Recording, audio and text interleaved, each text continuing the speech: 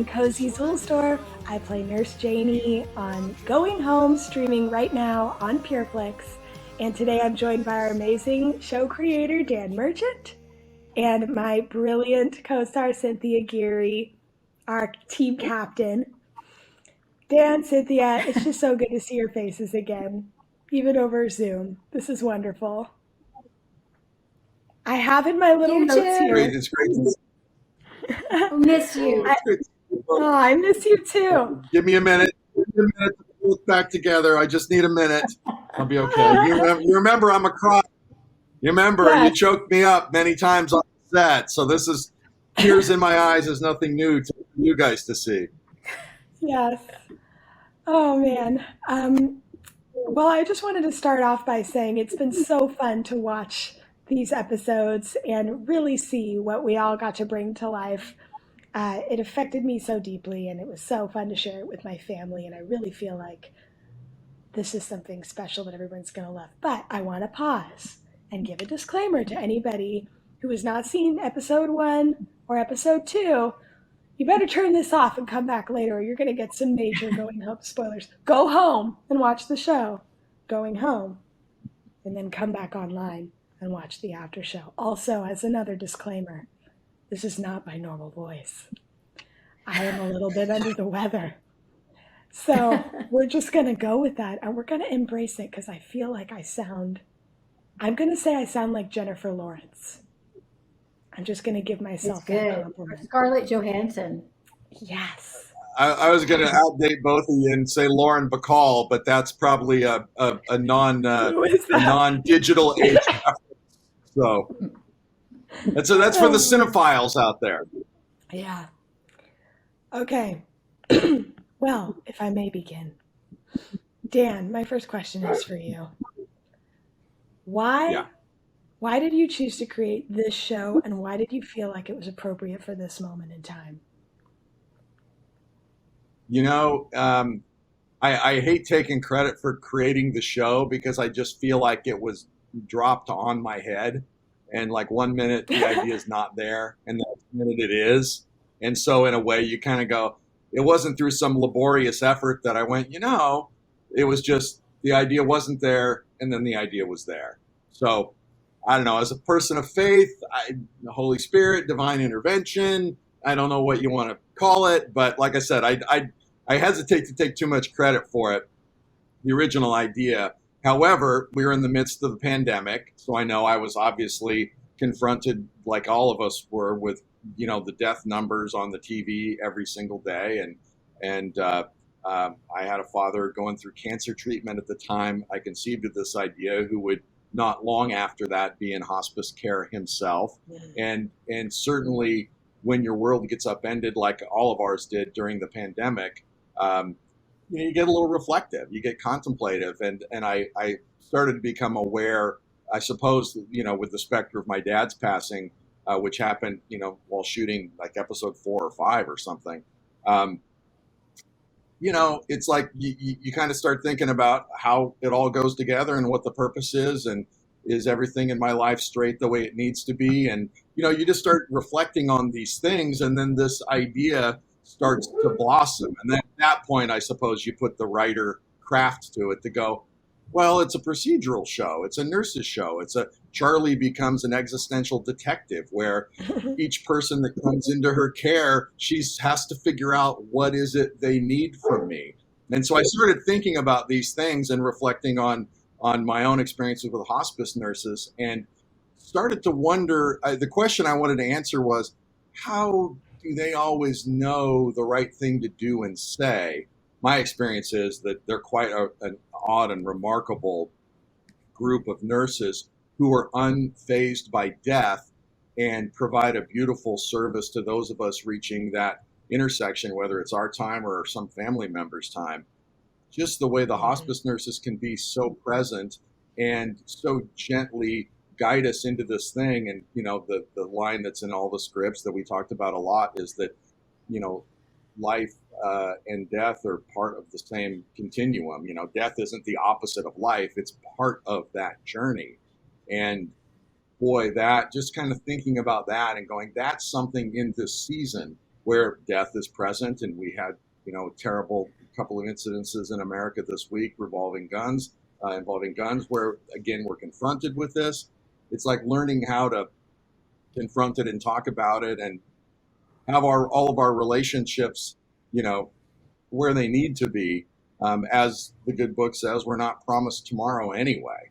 And I just felt like, I know in my own life, I wasn't at a place where I was prepared to confront, what was coming in the case of my father. And working on this show and working through these stories with you guys, it helped me immensely in that process. And so that's a gift I think going home can share with people, to go, can you repair your relationships that perhaps need it? Do you owe an I'm sorry to somebody? Do they owe one to you? What do you need to have straight before they exit this mortal coil, as Shakespeare once said? Mhm. Wow. I know we talked about that before, but it's really cool to hear you lay it all out there like that. And I love existential detective. That's sick. That's a great description. Cynthia, Yeah. speaking of you, our existential detective, So, detective. if you had to summarize everything Dan just said in like one sentence, what's your log line when people ask you what the show is about? What's your one sentence?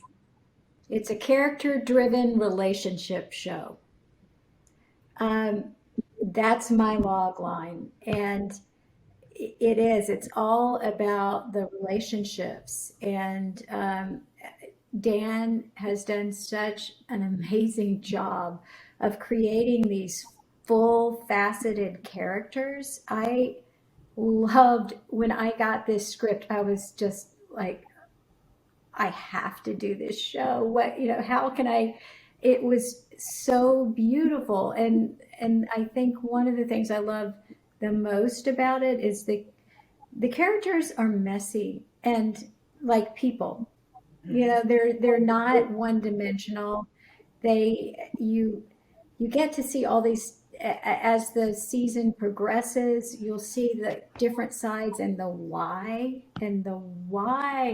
why is she a little closed off, and why is she not immediately embracing Janie? And I think that the audience will see that and understand it. And I think it's you just did such a fabulous job, Dan, of putting everything on the page so that all we had to do was just react. And it was, in some ways, I mean, it was a super challenging for as far as an acting job in every way, but it was also one of the easiest because all I had to do was react and be real because we had so many amazing performances.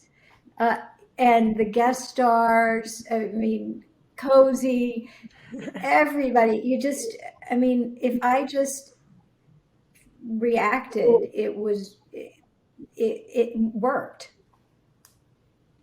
Thank you. Did I That's answer your question? I may have You nailed it. I want to say For me, too, the it's show. fun from the. I was just gonna say real quick to tag on to what Cynthia was saying from the creating and writing point of view. I know that Kara and Matt, the other writers, we were like just blown away by how you guys brought it to life. It's like, Janie is this adorable hyperactive puppy who can't read the room, and you still love her. It's like you're not annoying at all with that, and you kind of get why Charlie'd be a little annoyed by her at the beginning, but she's so lovable, and you're like, oh, please get along, just please get along. And it takes a minute, but they Oh, do, and it's beautiful. I refer to you as the golden retriever puppy, Cozy. Ah, that's perfect. Yeah, I think of Janie as an untrained emotional support animal. That was Yeah. always my way to drop in. Yeah. And, just That's to good. piggyback off of what both of you were saying, the show's really special to me for all the reasons you outlined, but also the way that the writer's room was able to capture all these different experiences of hospice care. Even having the pilot be a young man who's passing away, just showing that, our typical schema for what hospice care looks like it needs to be broadened. There's so many experiences. There's good death, there's hard deaths, there's everything in between, and it was really fun. I mean, fun is a little bit of a surface word. It was really gratifying that every episode told such a different story in the same room every single week. That was really powerful. Dan, you visited real hospice facilities. What was that like? Yeah. It was humbling. It was deeply moving that the people at Hospice of Spokane were so generous with with me to let me kind of hang around with them, let me pick their brains, let me compare my own personal experiences against what they live, and we had been in the writers' room maybe a month when I went in to spend some time with the hospice folks to really tire kick what we'd been doing up against what reality was. And it was pretty encouraging. We were pretty close. The experiences that I had with hospice in my personal life with grandparents and parents were fairly typical to an ideal hospice experience, which is probably why they stayed with me. But then to be able to see that repeated, with a number of visits, and to be able to go, hey, let me ask you about this, and how does this go? And there was just some really deeply, I mean, very useful in life in general, and not just in end of life care stuff, but just that idea of being present. Where, I mean, I know for me, I'm a talker. I'm interested in what I'm interested in, and just I'm not very present sometimes. And so the fact that their superpower and Charlie's superpower in going home is being present. And and that was what they explained to me. It's like when you're present and it's not about you, you're not worrying about how you look in the room or what are they going to think of you. You're just present. You're there to serve and observe. It's not hard to say the right thing because you're watching everything play out and you go, oh, okay, well, this is what this person needs from me. This person needs a hug. This person needs me to go find them a book. This person needs, it's not that hard, but most of us aren't present. Most of us are thinking about, it's like that old cliche, we're thinking about whatever we're thinking about. It's that old cliche of why, oh, I'm bad when I meet people that get their names. Well, it's because I'm not listening when they say what their name is. I'm busy thinking about what I'm going to say next. So that is a microcosm, and the hospice nurses do the opposite of that. They're listening, they're watching, and in Charlie's case, if you noticed in episodes 1 and 2, she has that little thing at the door, where she'll take a moment, she'll close her eyes, she'll grip the doorknob, takes a breath, she's saying a little prayer, she's thinking a little something, we're not sure. But when she goes into that room, she's kind of shed herself and she's now there for whatever is needed in that room. And I wanted to have some sort of a visual cue that was enough of a thing so that people don't run past that that's an intentional, concerted effort that Charlie makes. That's on purpose. That's not just because she's special. She's trying really hard to be good at this. Cynthia, I know that you actually shadowed a hospice nurse. I was so lucky that Dan took me to the hospice. I got to meet all the nurses. And um, I, first of all, I had no experience with hospice. So I'll just put that out there. Dan and I talked about it in the beginning. He was like, so, what's your experience? I'm like, both of my parents are still alive. They're in their 90s. I've experienced, you know, knock on wood, not a lot of death in my life. So I didn't know what to expect when I went there.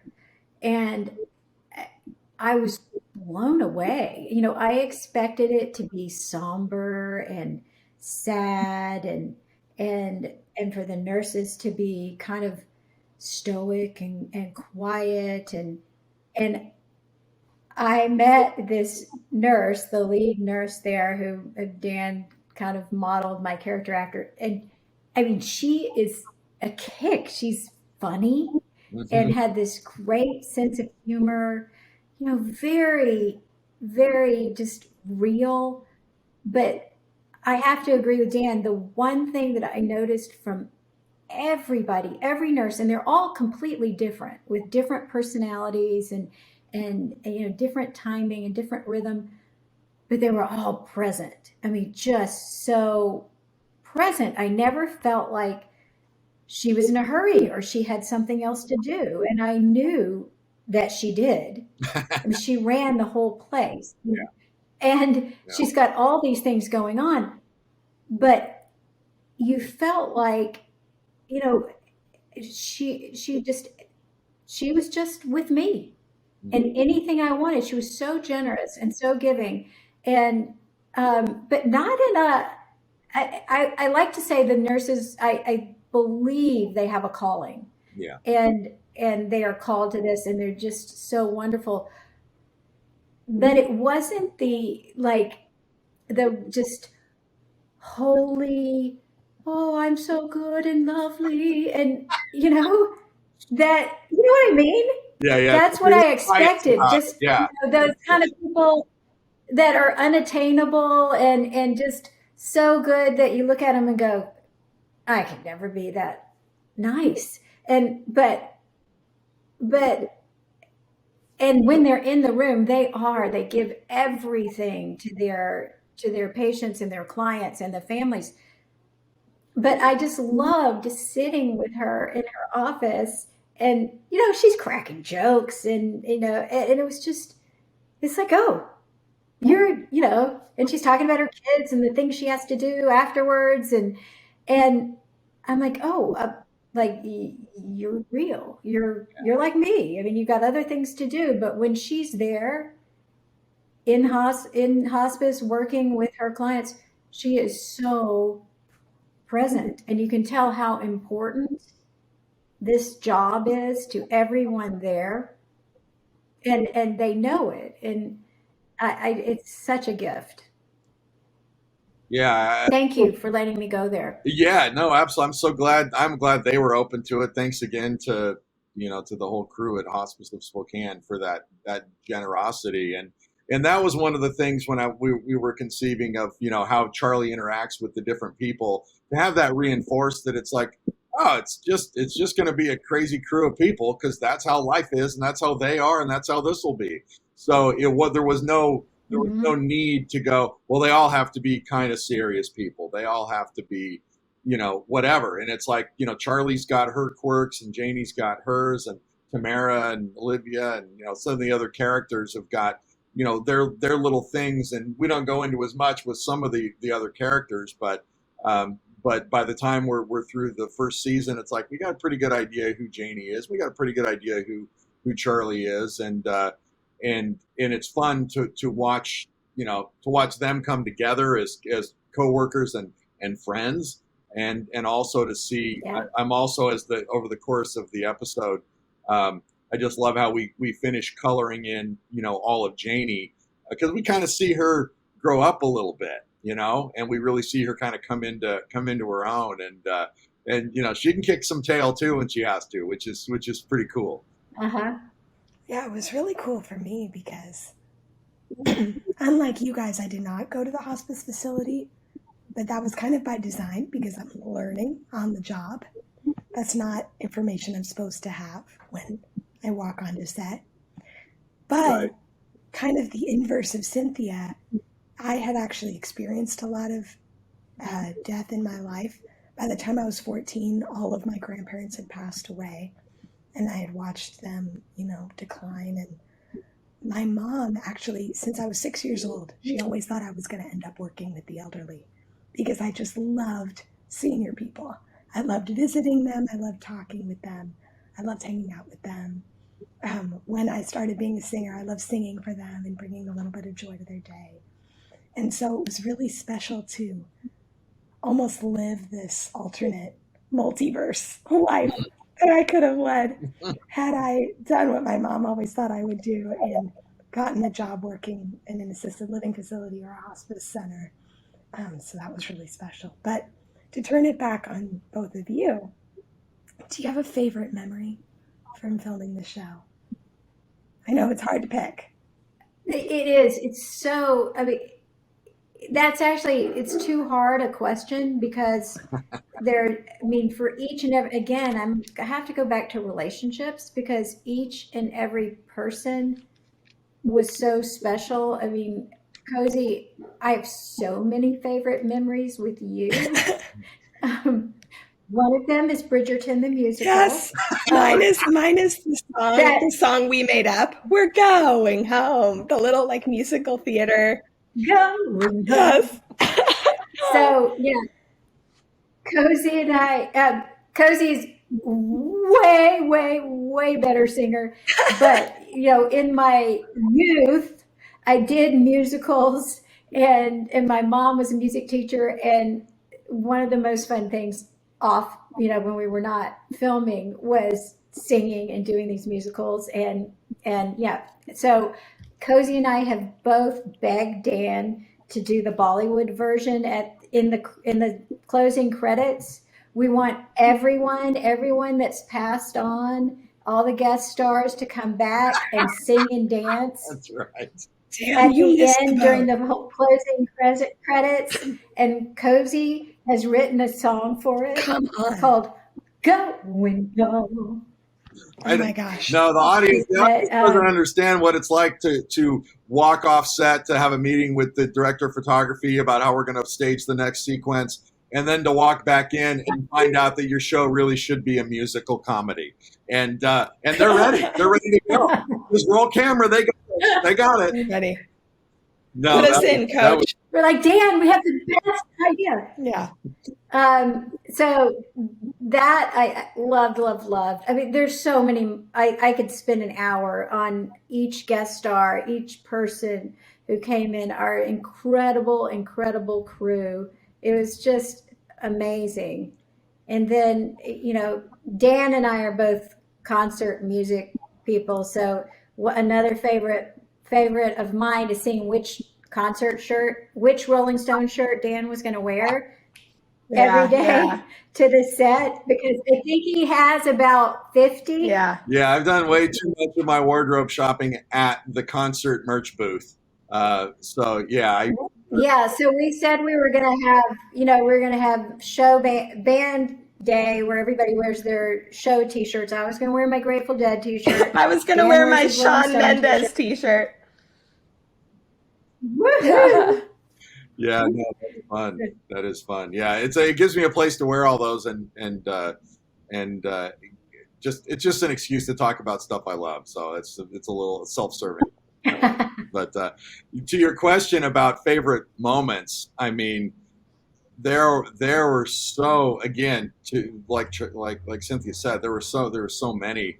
I mean, I was just continually delighted. When in the first episode we've got Vernon Davis and as Tyler Cobb and William Allen Young as Harry Cobb, and there it was just the actors were so good, and then it was great to see when you guys came together with them and add these little moments. There's that scene in episode 1 where we sort of get the idea that Harry Cobb is just not accepting that Tyler is not Yeah. leaving this place. He's not here to rest up. And Cynthia does this little thing when she finds him in the passages room, where it's this beautiful shot from behind where he's sitting on the bench and just kind of contemplating what's happening with his son. Charlie walks in. She comes up to him. She puts a hand on his shoulder.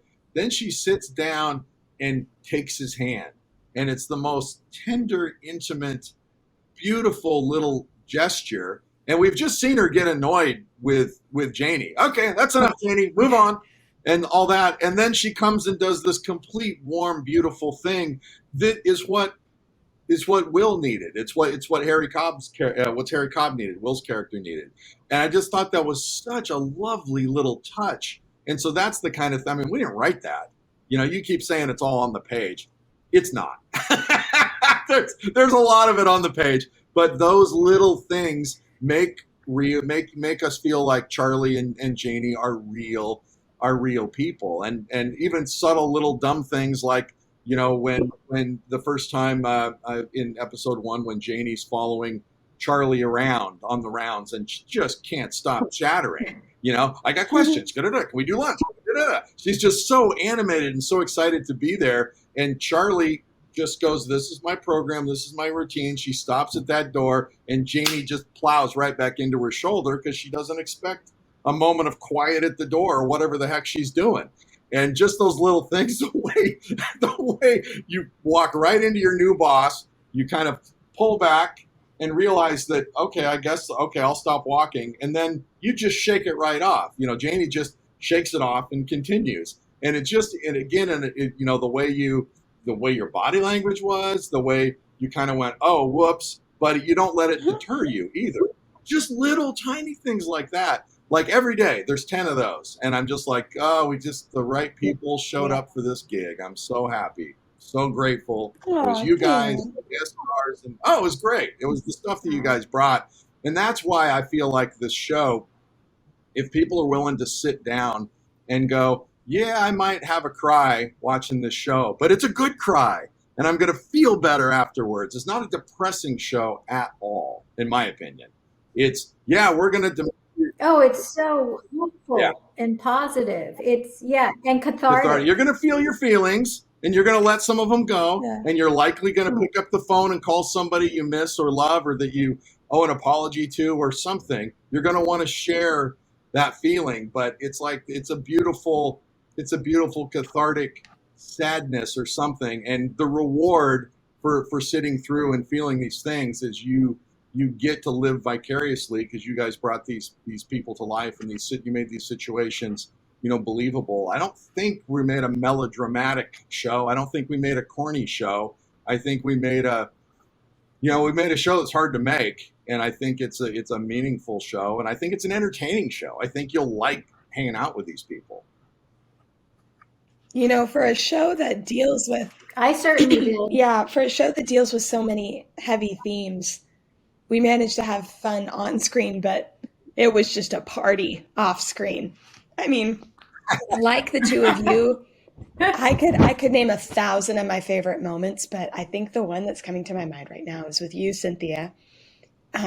During the time where you talk about you were the Lilac Queen too. Oh, Miss Apple Apple Blossom. Blossom Queen, and it's written into the script that you're supposed to wink at me. And Cynthia, I can't express how fun it was to watch such a confident actress absolutely freak out that she had to wink because you can't wink. Like, you have a real hard time winking. Okay, do not call me out on that. So I told Cozy the story of this. So my daughters are on the floor laughing at me because I had to I was taping some audition for something, and they're like, and I had to wink, and I'm like, oh my gosh, and they're like, you can't wink, and I'm like, what do you mean? This is it's gotten better. Honestly, it's gotten better. I see the improvement. They said you look like you have a twitch or and then it's like Popeye. And I told Cozy, and she's like, well, just wink, show me. And I started doing it, and she was like on the floor laughing. It was a sight to behold. And the best part is if the audience tries and goes to watch, rewind and go, I didn't remember that part. It's because Dan cut it out of the show. That you cannot find Cynthia winking. Because it did not make the cut. I'm not winking in this show because it's so bad. Well, the other thing is so bad. Because you added a line, because about, elbow, wrist, and then you knew the parents, the kids. So that's what's in the cut is your added line. Yeah. To the people, Yeah. Oh my gosh. Robin, our wardrobe supervisor, knew that. That was so funny. Robin was a pageant queen, and she knew elbow, wrist, to the people, to the children. Yeah. We had so much fun. You guys, not to pivot into heavier territory, but I know I was witness to a lot of really spiritual moments on our set where guest actors would come in, or even background actors, and they would talk about how timely this experience was for them. And how much they needed to process something in their own life, and even just being a part of the show was causing them to re-examine things. Were there any things that impacted your life about being on set in this particular moment in time? I'll say that one thing that struck me Mr. that was Richie. really interesting, it was really important to me, and I wanted to see if it was possible, which was to try and create a certain kind of atmosphere on the set that was appropriate for the material. And from my side of the street, I felt like we were asking an awful lot of you guys. I felt like there was a lot of really heavy scenes. The page count was pretty heavy, and that's a lot to put. I mean, we designed the whole production around giving the actors room to work. And if we didn't have the right decorum and have a kind of a gentle set that was kind of a quieter set and that sort of thing, Yeah. we'd be working at cross purposes to the whole premise of giving you guys room to work.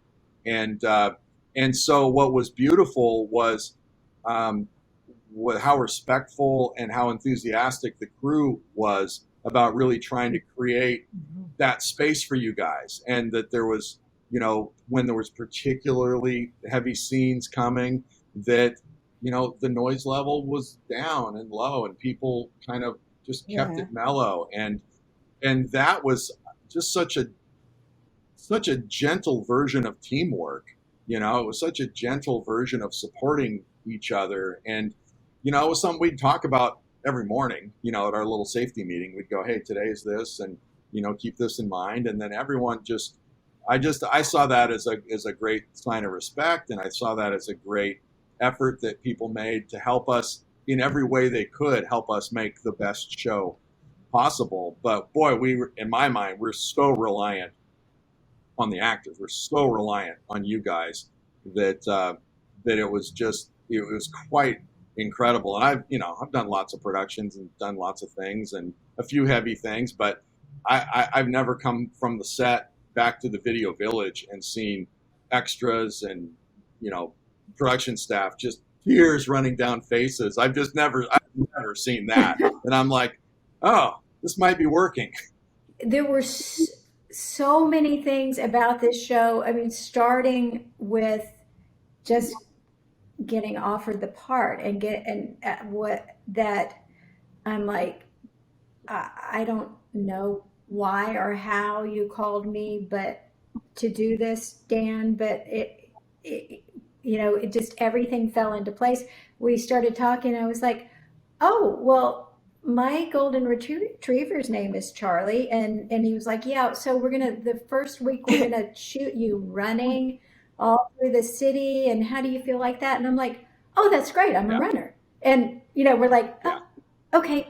Everything, and those are just super minor things, but there were every moment of this show felt like that bigger than something, it was just so meant to be. And Dan, I don't know if it's fair to tell this story. I'm not naming names, but after the first episode, I think Dan told me that, you know, I Sony had sent the script to an actress who was maybe doing a little more than me at the time and with the bigger agency and and someone on Dan's list, and long story short, they were going to she hadn't read the script, and Dan had offered me the part, and which I accepted, so quickly and gratefully. And so after we did the pilot episode, Dan came and told me this story, and he said the agent called, like, I don't know how many weeks into it, Dan, or maybe not even, we haven't started, but I had accepted. yeah, yeah. I think we had just And about started, and yeah, initially the agent said it would cost an enormous amount of money for this person just to even read the script, and we're like, well, to never mind. read We the couldn't pay script. you that to do the whole show anyway. Never mind. So we moved on, and And so, yeah, so Dan told me that, and then the actress actually did read the script and call and said, I want to do it. And Dan, thank you very much, said, nope, we found our yeah, Charlie. yeah, Woo! yeah. And all I can say is, yeah, that divine intervention. I don't know, but yeah, there was just so many, so many things that felt like that. From everything fell into place perfectly. I just uh, I can't even begin to tell it. Just from what who's going to take care of my high school daughter while I'm off shooting the show for it, and everything fell in my niece that I love, who's 28 years old, came and lived in my house while I was and was with my daughter all the time and driving her and doing things. And just every single little thing fell into place. And then you get on the set and you just go, Dan, you're right. The atmosphere they created on the set was just so respectful of the actors and every single person who was every crew member. Everyone was valued. I love the fact that, and it gets way off the subject, but I just have to say it. I so appreciate that the way you set it up, where, I mean, we stopped at 6 p.m., 6:30 Yeah. every night, because so people could go home to Yeah. their That's families. unheard of. And that just doesn't happen. But we were able to make a beautiful, I mean, we never left going, we didn't Right. get Yeah. what we And we wanted. felt like human We beings never, at the end of the day, which sometimes you don't. yeah, but the crew was respected. And I think just the atmosphere that you created and Rich Cowan, one of our producers, have set for everyone, that attitude permeated the set, and everyone felt valued, and it was just a lovely, lovely place to No, work. that's so You know, nice. it's Well, Cody, interesting. can I say real quick? You Oh, asked go sort ahead, of the Dan. Yeah. God presence question, and I guess the other thing I would say, so for us church people, it's the Trinity, Father, Son, Holy Ghost. Holy Ghost doesn't get a lot of airtime, and no one knows real what is Yeah. that? I don't know Yeah. what it is, but that's kind of what I felt like, that we had a presence keeping us company on that shoot, because it was special every day, and it was beyond, I was intentional, but it was beyond whatever it was I tried to do. I don't have that kind of power. I don't have that kind of control. It's like I put my best effort forward, and I try and, show love to all the people that gave so much to help make the show good.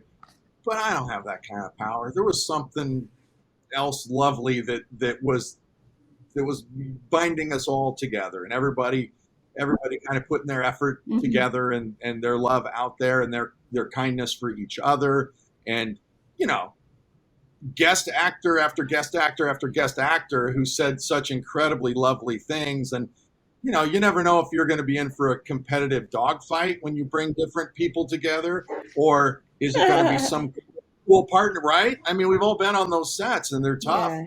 And Yeah. and this was just, everybody seemed to be able to find the right note, and we could all sing out of the same hymnal, if you will.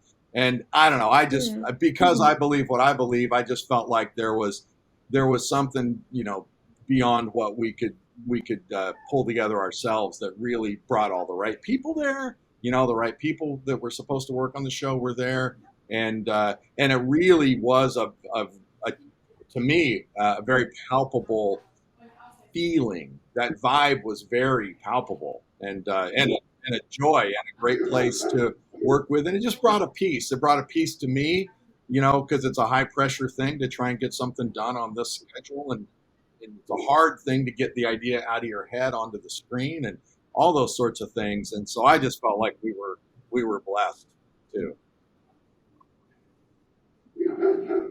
Oh, it was so special, and I'm gonna brag about Dan again. You're right. The guest stars that came, Tom Skerritt Tom Skerritt, who's worked with everyone, the speech he gave Yeah. at the end of his guest star stint.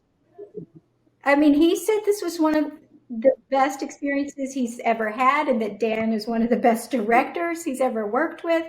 We're all it's I mean, pretty Absolutely. Conchetta amazing. Tomei said that. Everybody, like, it was the resounding, Everyone. it was just a resounding yes when it came to Dan. I mean, he led us so patiently, so encouragingly. I've been on a lot of sets where showrunners, I mean, it really, it's a problem where showrunners and directors, both of which Dan was, depending on the day, or depending on the hour, because we were shooting episodes, like multiple episodes a day, Producer, director, showrunner. where it's Yeah. easy, where it's not as easy to take out your frustration on the number one person on the call sheet. You might let off some steam on somebody in the crew. You might just, you might let somebody have it who who doesn't have the authority to fight back. And the amount of times I heard you not only have restraint, but actually encourage every member of the cast and crew and really make sure they felt seen and valued for the individual ways in which they're making our show better. I mean, everybody felt it and everybody operated from this place of being loved, and that's something that I just really, even on the greatest set on the greatest day, I've never experienced it so faithfully. It didn't matter. I mean, because guys, we were under the wire on the show every single day. I mean, I don't think people realize I have a little cheat sheet here of like, here's some questions you could ask if you want to do. And one was like, how does this production compare to other productions? I'm like, oh, let's see. On Dolphin Tale, we'd shoot one scene about 80 times. On Going Home, I'd shoot my coverage 2 times and we were out. And we just had to be so on it and in the moment and present. But I feel like it's fun to talk about because I'm proud of the show. Like, if the show came out and it wasn't that great, I think we'd be like, yeah, but it's fun to kind of talk about how quickly this had to get done because, again, it reflects what a great showrunner Dan has been, because that could have been the most stressful job of my entire life. And it was actually weirdly like the lowest stress job I've ever had, even though I was changing into 5 different pairs of scrubs a day and like shooting episode 6 and then the pilot and then episode 2, like all on the same day. It just always felt like there was enough time for everything, even when there definitely wasn't. That's wow. Well, that's first off, thank you. That's really sweet. I appreciate it, and it's interesting because I kind of go back and forth. I think being a writer and a director at the same time helps with some of the. You're not trying to find it, 'cause I'll direct other people's scripts, and sometimes you're trying to find the scene as you're shooting it, and then it takes a few tries to figure out what it is. But it felt like you guys nailed the specificity of your characters so well, and I knew what the scenes were supposed to be. So we knew what we had to get. Not only did it, kind of out of necessity, if we were going to shoot 10 pages in a day, you had to keep cranking. But we knew what it was supposed to be. So when you did it, I'd go, oh, yeah, that's what that's supposed to be. Okay, let's go do the next thing. But if you don't know if your script isn't together, then you'll stand there and go, what's not working? But I mean, I feel like we really busted our tails in the writer's room, and we busted our tails with rewrites, and we wrote to the schedule, and we wrote to the sets, and we knew what we needed to get. And so when I would see it, you go, all right, how many times did I ask you, Cynthia, I got it. Do you need any more? And you go, if you're good, I'm good, Oh no, I would always say, well, I'll Yeah, do well, another that's one if you'll let me, because I enjoy doing it. But yeah, yeah, that's good. That's nice. That's a cool observation, Cozy. Thank you. Yeah, I mean, one of my favorite scenes that we shot, probably my favorite scene we shot in the whole show, was Cynthia, the scene where you and I are talking on the bench in the break room, where I'm like, do you think I have what it takes? And Janie finally gets to kind of let her guard down, and she's like, really, I mean, the subtext of the scene was kind of like, I know this is my passion, but I don't know if I'm cut out for it,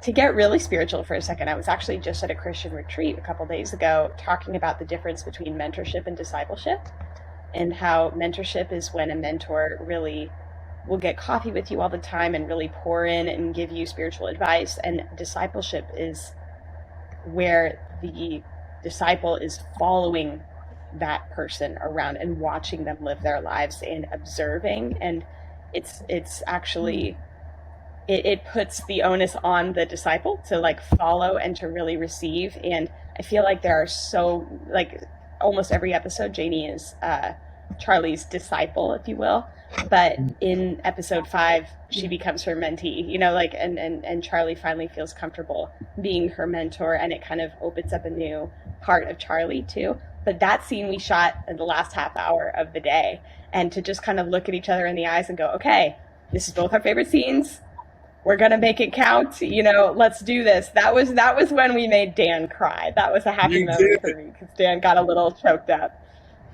I have a story about that scene, and Cozy knows it. So, you know, like we said, we shot really fast. You really, really had to be prepared. And every night I went home and studied and was always really prepared for the next day.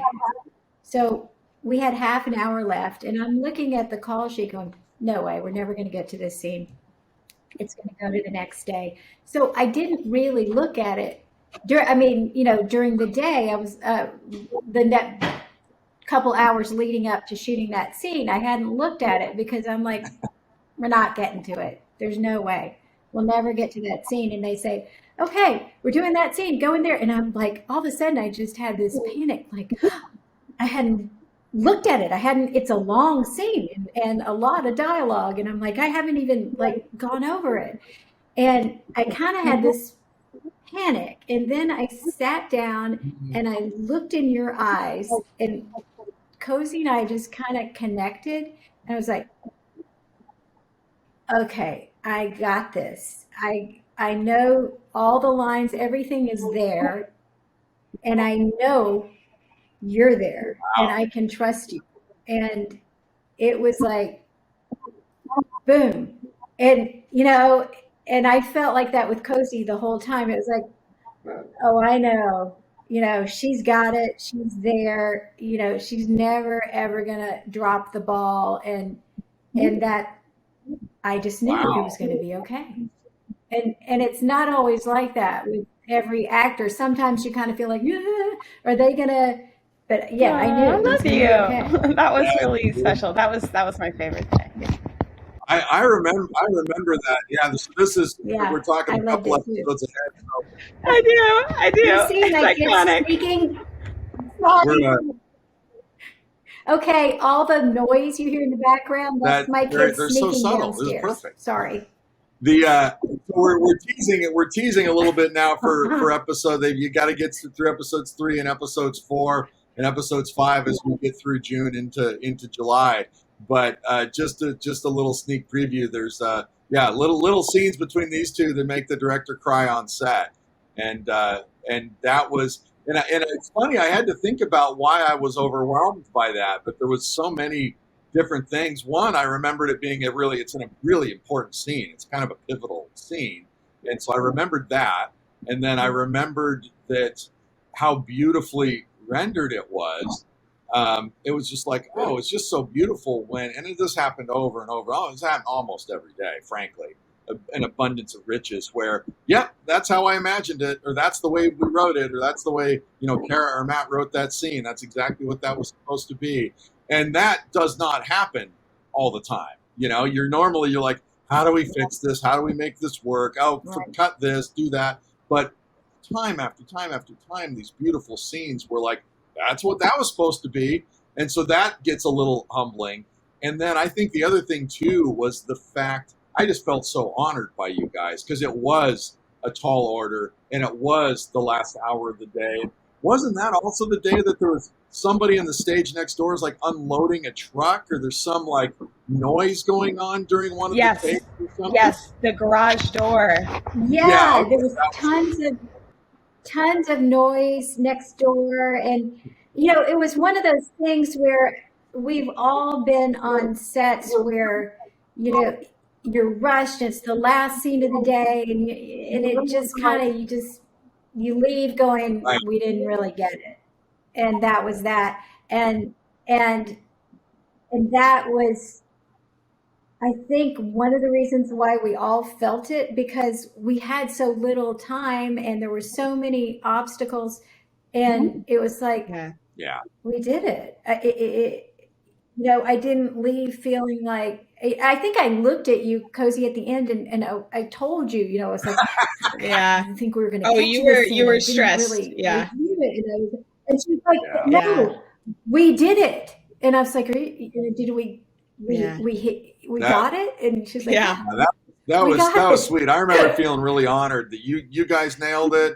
Crew hustled to get us there. It was just one of those things because it's such a team sport. I mean, it really takes everybody, and that would have been one of those things where you wouldn't have blamed anybody for you're pushing too hard. We're just not going to get this today.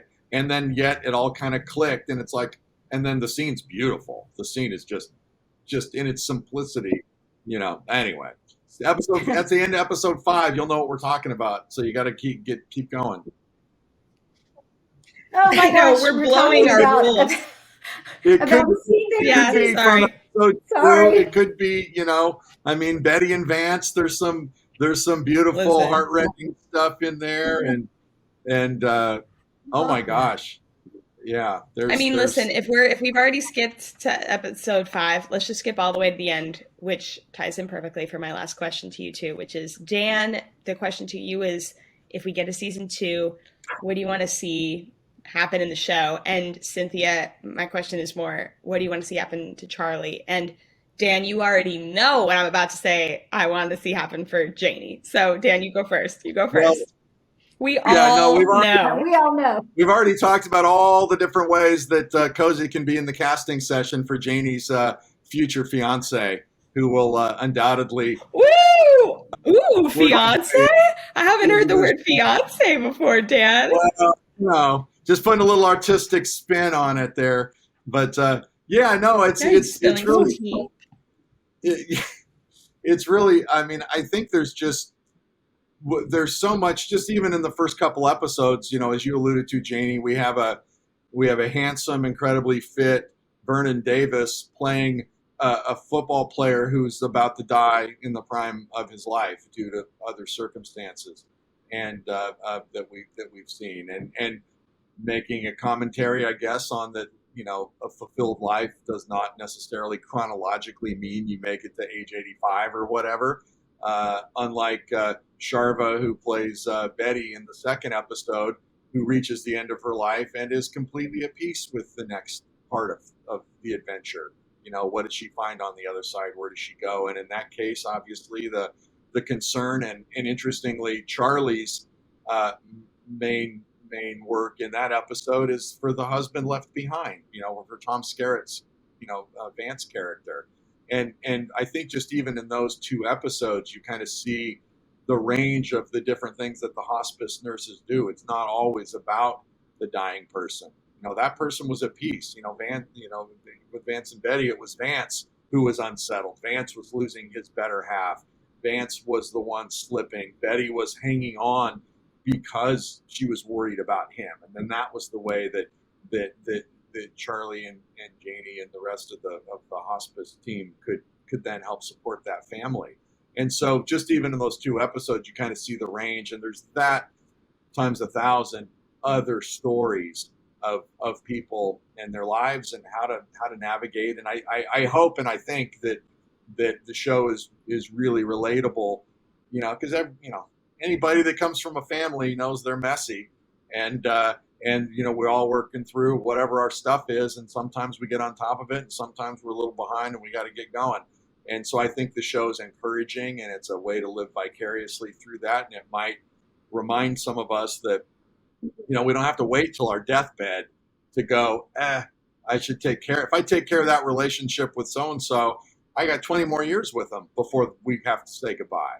If I'm willing to do that now, and if you can take that deathbed perspective and roll it back to wherever you happen to actually be standing in life, there's a lot of bonus time you're going to get with people that you care about. And I think that those are the kinds of possibilities for seasons 2 and beyond.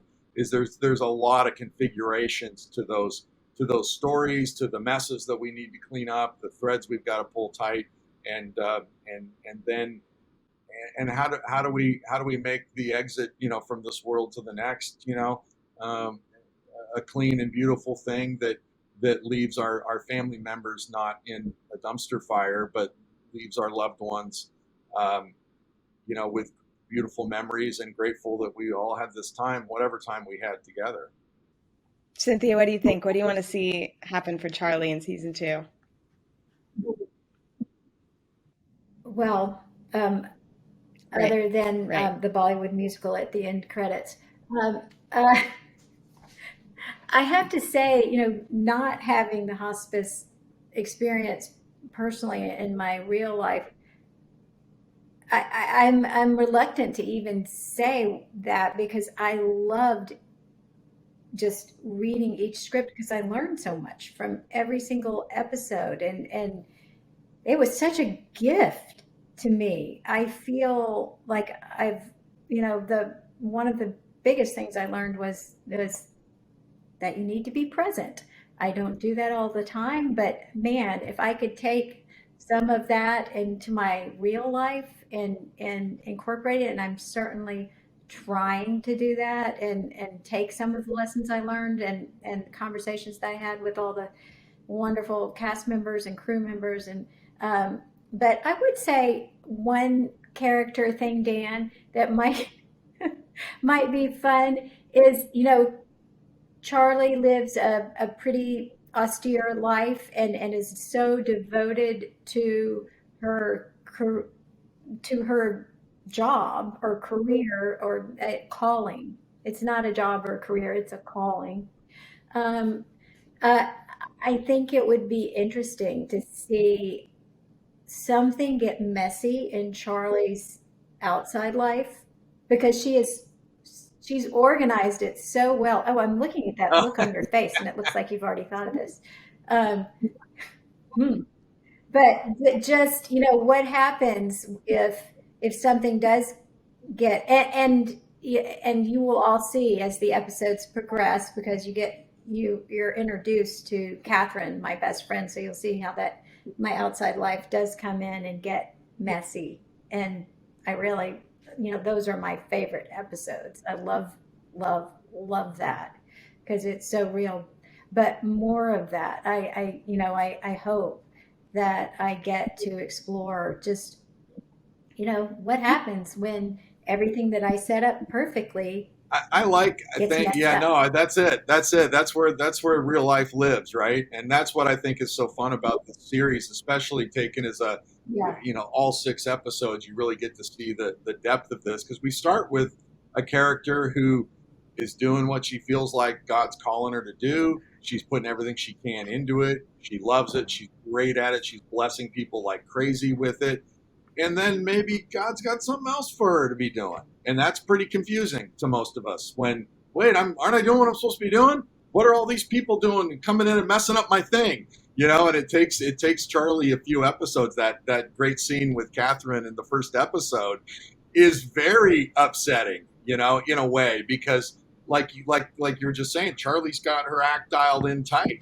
And I love I love that scene. So Charisma Carpenter from Buffy the Vampire Slayer and Angel and whatnot plays. You may have recognized her from that. Plays Catherine, and they have that sort of surprise attack meeting where she just says, "I'm dying, and I need you to come and take care of me," and Charlie doesn't maybe do what we want her to do or expect her to do. Right? She's like, "Well, I'm kind of busy, and you sort of barged into my work," and that the coda on that scene between Cozy and Charisma just kills me.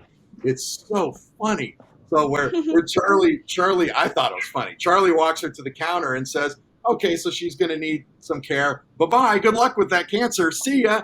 And then just she's grateful for life and she leaves. And then poor Janie is just left there going, "Hi, what's up?" And then I think you'd made the recommendation of like Rebecca or some in-home care nurse, and that was an ad lib from Charisma that was so funny because she just stands there and they look at each other. Janie and Catherine are looking at each other, and then Catherine goes, "Well, I hear good things about Rebecca," and it's just like so So awkward. icy. I Yes, know. So great. brutal. And you're kind of like, why would Charlie leave her friend? This is her friend. This is like her college friend. Why is she leaving her here? And, be patient. Give us a couple episodes. We'll answer all your questions. It all comes to light. But I love that little tiny mini cliffhanger thing right there in the first episode where you're like what you said at the beginning, Cynthia. Everybody's a little messy, It's like it's not cozy. It's not Yeah. it's not cozy. It's not the perfect reunion. It doesn't go where we think it goes necessarily, and there's no bow on it in the first episode, and that's what we call character arc, friends. So let it breathe, and let it play out. Right. Well, I love that, and that's kind of what I like, the fact that, and hopefully the audience will too, that they're going, why is she acting like that, or why is she treating her like that? What is that about? And it's, that to me is so interesting, because there's so much more. We've layered so much into this character, and yeah, I mean, we don't always respond and react the way we should, or people think we should, and that's, yeah, so I can't wait to see what happens to Yeah, me and that's just Charlie, lighting the fuse on the messiness hopefully of next life. season. That's a good example, and we work out that particular bit Yeah. as things go on, but it also leaves some open-ended things that we can maybe explore. So that'll be the chat after all 6 episodes are up. We can talk about that stuff. And that's kind of up to you guys watching. So that's kind of a good note to end on. We hope that you enjoy the rest of season 1. We hope that if you like it, you just press play, you stream everything, and then you go to bed and leave your computer on. Just let it keep streaming. And then you call your Yes, friends and then have them talk do to the them same thing where about they turn on the it. computer and they fall asleep and it just auto streams. Guys, come on, we can do this. So that's got to be Guys, that's a millennial thing, Cozy. That auto stream thing. Oh yeah. I've got all the life hacks for us, you guys. But also, Yeah. it's completely free to sign up for Pure Flix. If you go right now, get yourself a free trial and just binge the heck out of Going Home. We hope you enjoy all of it. And Dan, Cynthia, it's been so much fun just to see your faces, just to echo that again, and to be on the Zoom and to talk through all our favorite moments. It's been so special. I love you guys. Thanks, Coach. Love you guys. Thank you. Love you.